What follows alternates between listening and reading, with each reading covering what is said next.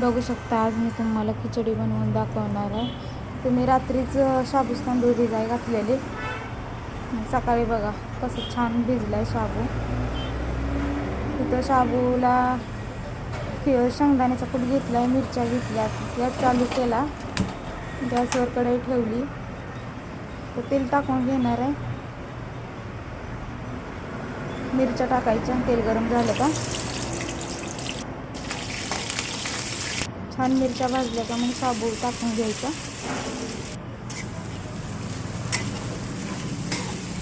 नंतर शेंगदाण्याचा कूट टाकून घ्यायचा. सर्व काही मिक्स करून घ्यायचं.